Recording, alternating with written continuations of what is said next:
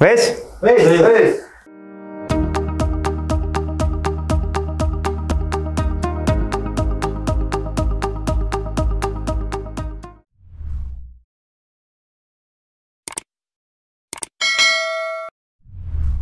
Assalamualaikum warahmatullahi wabarakatuh. Jumpa lagi Sobat Pratama di kanal YouTube Pratama Indomitra, khususnya di program InText, Insight of Text.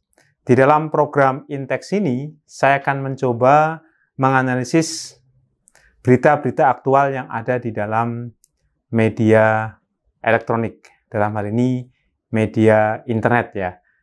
Saya menggunakan mesin pencari Google untuk menemukan berita yang aktual beberapa hari terakhir ini. Kita mulai masuk sekarang dengan menggunakan kata pajak. Lalu kita masuk ke berita. Saya coba cari, Sobat Pratama. PPNBM sudah, nah sekarang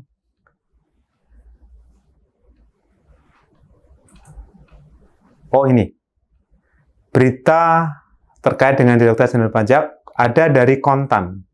Kita buka Sobat Pratama. Begini kata pengamat pajak soal pelaporan SPT tahunan 2020 belum mencapai target. Berita ini saya ambil dari Kontan tanggal 2 April, jadi Jumat pekan lalu, pukul 17.18. Ya, kita baca sekilas, Sobat Pratama. Direktorat Jenderal Pajak Kementerian Keuangan, Kemenkeu, mencatat hingga 31 Maret 2021 terkumpul ada 11.277.713 surat pemberitahuan.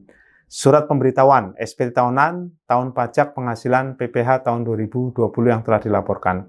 Secara rinci dari total laporan SPT tahunan PPh tersebut berasal dari wajib pajak orang pribadi sebanyak 10,9 juta dan wajib pajak badan sebesar 319.000.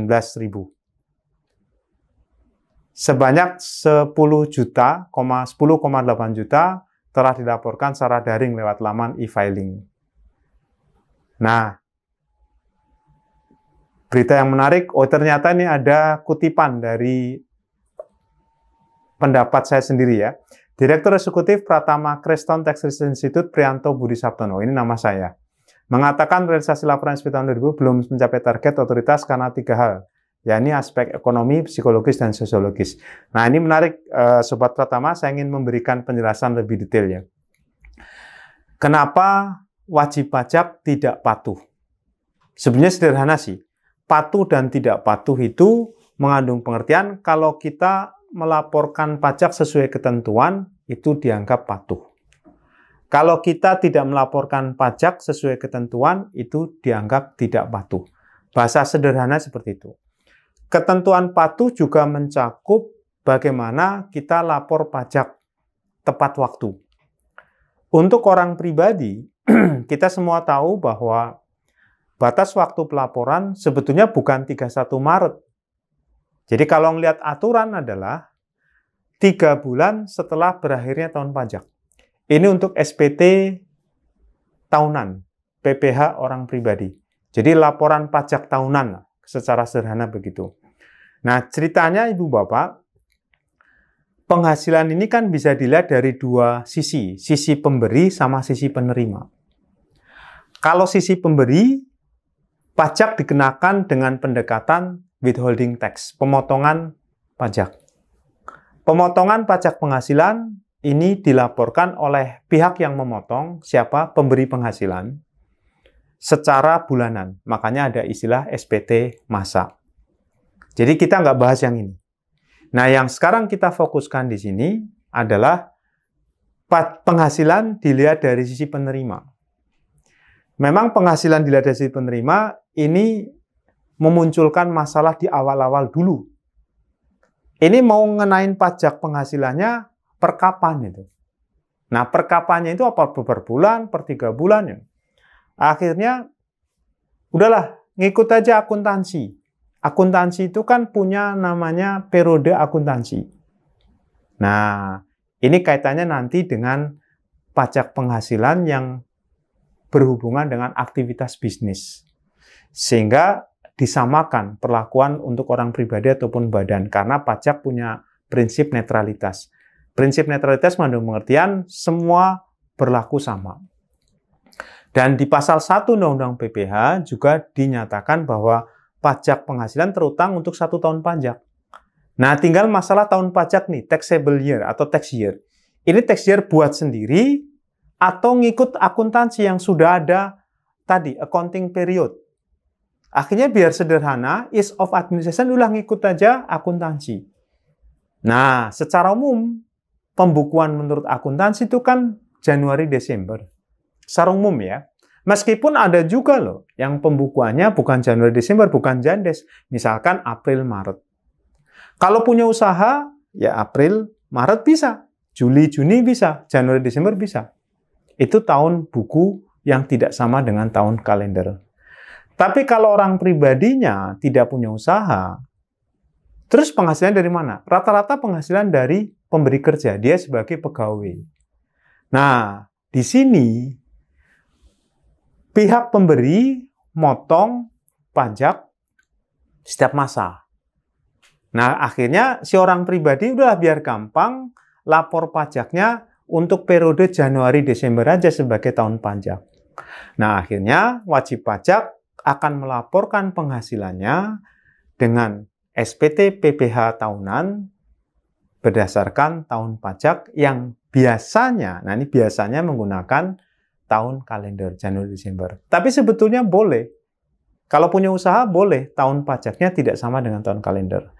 Oke ya, dari sini kita jelas mudah-mudahan mengapa kebanyakan wajib pajak orang pribadi itu lapor pajaknya Maret. Karena memang rata-rata dia melaporkan penghasilannya itu, bukan melaporkan ya, pemberi kerja motongnya Januari sampai Desember.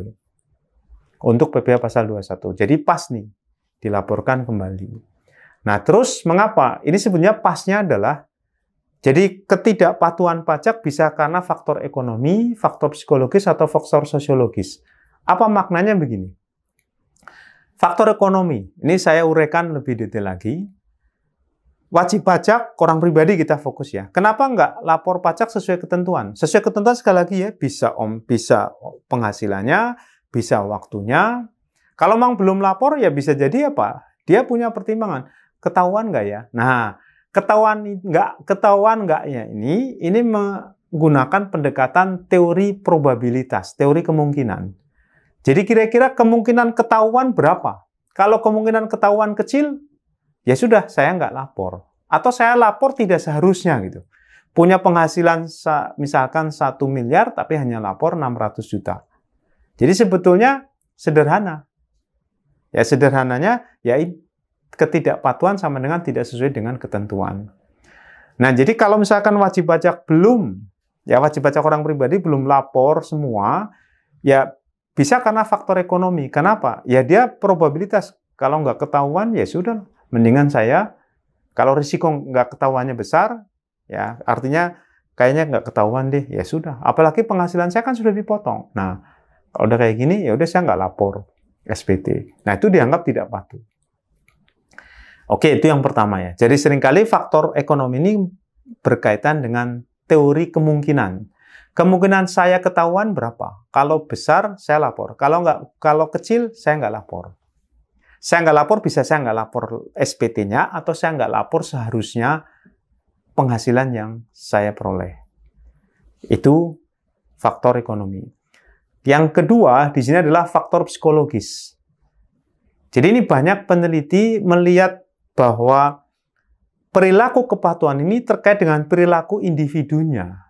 Perilaku individu bisa dilihat dari perilaku psikologisnya. Nah, jadi dari psikisnya. Artinya apa? Cara berpikirnya nih. Saya bayar pajak, lapor pajak, tapi ternyata masih ada korupsi juga, masih ada suap pajak juga. Terus jalanan masih jelek juga. Di mana saya bayar pajak? Seharusnya, sementara masih dikemplang juga sama oknum. Nah, mendingan saya nggak usah bayar seharusnya. Saya lebih baik bayar zakat. Nah, ini faktor psikologis. Jadi ada pertimbangan tertentu yang memang melandasi dia akhirnya nggak patuh pajak. Nah, ini berkaitan dengan faktor psikologis orang itu. Biasanya ini dikaitkan dengan masalah theory of planned behavior. Jadi teori perilaku yang direncanakan. Karena terkait dengan bagaimana kita melihat pajak secara psikologis. Oke, ini yang kedua. Yang ketiga, ini berkaitan dengan sosiologis ini. Nah, kalau faktor sosiologis ini ilmu sosiologi ya. Jadi manusia ini adalah homo socius, makhluk sosial. Jadi biasanya mereka akan berkumpul dengan komunitas yang sama. Nah, di dalam komunitas ada juga nih orang-orang anggota komunitas yang mempengaruhi kita, mempengaruhi wajib pajak orang pribadi. Misalkan ya, ini contoh yang sering saya pakai, bro, ngapain lu lapor pajak sesuai omset lu? Gua di kantor pajak tempat gua terdaftar, nggak lapor sesuai seharusnya, selama ini aman aja tuh. Oh gitu ya? Ah, muncullah dialog yang kemudian mengakibatkan wajib pajak ini terpengaruh. Ini faktor sosiologis. Jadi ada faktor sosial, ya, faktor interaksi sosial yang mengakibatkan dia punya preferensi untuk patuh dan tidak patuh. Jadi ini sebetulnya bisa dilihat dari tadi orang ini secara individu atau memang dipengaruhi oleh kelompok-kelompok. Nah, kalau faktor sosial ini dipengaruhi oleh kelompok-kelompok. Terus pertanyaan yang muncul, mana yang paling dominan? Nah, mana yang paling dominan? Ini memang tergantung dari masing-masing. Gitu. Cuman kalau Ibu Bapak melihat penelitian-penelitian yang terkait dengan perilaku kepatuhan pajak atau tax compliance behavior, perilaku ini kompleks. Jadi, ketiga faktor ini bisa saling mempengaruhi. Tinggal mana yang besar. Cuman memang para peneliti melihat faktor ekonomi sudah mulai berkurang ini, pertimbangan ekonominya. Meskipun ada, iya. Saya sebagai konsultan pajak pun kadang-kadang masih melihat, udahlah lapor segini aja. Kan kemungkinan ketahuannya kecil. Apalagi misalkan ditambah ketika si wajib pajak orang pribadi ini menyiapkan SPT, melaporkan, dibantu oleh konsultan. Jadi konsultan ini pun juga bisa mempengaruhi perilaku kepatuhan wajib pajak orang pribadi. Ketika konsultan ini menangani wajib pajak orang pribadi. Nah, dia secara umum tahu persis bagaimana patuh, tapi di sisi lain dia juga tahu persis bagaimana tidak patuh. Kenapa? Ya memang makanan sehari-harinya itu. Jadi berdasarkan pengalaman dan jam terbang menangani klien wajib pajak, khususnya orang pribadi, dia tahu celah-celah peraturan yang memang menimbulkan, oh ini peluangnya besar ketidaktahuannya, bukan tidak tahuannya, untuk tidak diketahui besar. Ini kayaknya peluang untuk diketahui besar atau kecil, nanti tahu nih konsultan. Kenapa? Dia punya pengalaman, baik dia sendiri yang mengalami ketika dia menangani klien, atau dia juga berinteraksi dengan konsultan lain, akhirnya konsultan lain juga cerita. Nah, ini faktor sosial juga, tapi bisa juga faktor psikologis. Kenapa? Karena faktor psikologis ini mempengaruhi, ya ini kan semuanya tergantung keputusan individu. Keputusan individu kan tergantung niatnya. Nah, kalau udah ngomong niat, nanti kita bisa melihat dari teori perilaku yang direncanakan atau Theory of Planned Behavior. Ya, TPB, Theory of Planned Behavior ini sering dipakai untuk dasar meneliti perilaku individu. Tapi kalau udah pendekatan sosiologis, nah seringkali pendekatan ini dipakai untuk melihat perilaku dalam suatu komunitas. Jadi, ini cerita mengapa Ibu Bapak ada 3 faktor yang mempengaruhi perilaku kepatuhan wajib pajak, termasuk perilaku pelaporan pajak. Ya, jadi ada loh, misalkan selama ini nggak lapor karena memang ya penghasilan kan sudah dikenakan oleh pemberi kerja, nggak ada penghasilan lain. Gitu. Padahal belum tentu. Kenapa? Karena secara umum orang pribadi itu punya penghasilan lebih dari 1. Pertimbangan saya apa? Begini, Sobat Pratama. Ketika dia bekerja di PTA, penghasilannya kurang, dia akan ngobjek. Berarti ada penghasilan di luar dari pemberi kerja PTA. Itu satu. Yang kedua, ketika dia punya penghasilan lebih dari PTA, dia akan invest. Berarti punya penghasilan lebih dari satu. Tapi kembali lagi, ini masalah individu, masalah psikologis. Mau lapor semuanya atau tidak. Nah, kadangkala pertimbangan yang mendasari, ya termasuk pertimbangan ekonomi. Ini kayaknya nggak ketahuan nih, karena nggak seberapa sih. Nah, nggak ketahuan.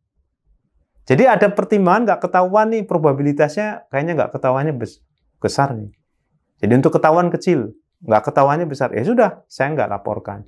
Tapi kalau kemungkinan akan terdeteksi dengan mudah oleh kantor pajak, udah, saya lapor. Nah inilah Ibu Bapak, jadi mengapa misalkan setiap ini ya, Maret untuk orang pribadi atau April untuk badan, tidak mencapai target, ya diantaranya ini.